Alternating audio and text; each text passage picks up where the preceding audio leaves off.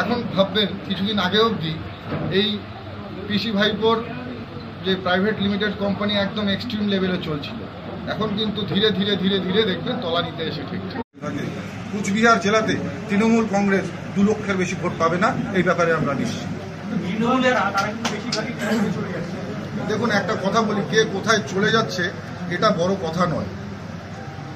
একটা জিনিস দেখতে হবে যে পুলিশ প্রশাসন দিয়ে যেভাবে অত্যাচার করা হচ্ছে, একের পর এক রাত 2টোর সময় গিয়ে পুলিশ সারাদিনে সময় পায় না যে রাত 2টোয় গিয়ে সাধারণ কর্মীদের বাড়ি ঘেরাও করতে হয়, তাদের উপরে অত্যাচার করতে হয়। কুচবিহার জেলায় পুলিশ এক্সট্রিম লেভেলে তারা অত্যাচার করছে সাধারণ মানুষের উপরে। প্রত্যেকটা বিজেপি কর্মীর নামে মিথ্যে মামলা করা হচ্ছে, একেবারে পুলিশি রাজ যাকে বলে।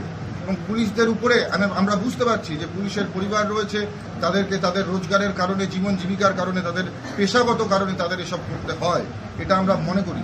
কিন্তু পুলিশের উপরে যেভাবে সরকার জবরদস্তি তাদেরকে দিয়ে এই সমস্ত কাজ করাচ্ছে, তাদেরকে দিয়ে অরাজকতার একটা পরিবেশ কুচবিহার জেলার এই শান্তিপ্রিয় একটা পরিবেশকে নষ্ট করার চেষ্টা করা হচ্ছে, তাতে কিন্তু কুচবিহারের মানুষ এটাকে, শুভবুদ্ধি সম্পন্ন নাগরিক কিন্তু এটাকে সঠিকভাবে নেয়নি এবং এর জবাব কিন্তু ভোট বাক্সে আমরা দেখতে পাবো।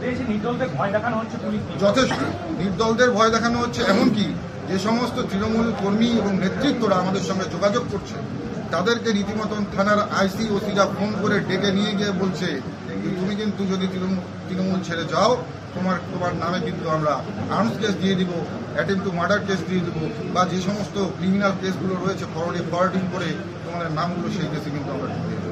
আজকে বামনহাটে একটা তৃণমূলের বিজেপি পার্টি দখল করেছিল, সেটা পুনর্দখল হয়েছে, গঙ্গাজল শেখানো হয়েছে।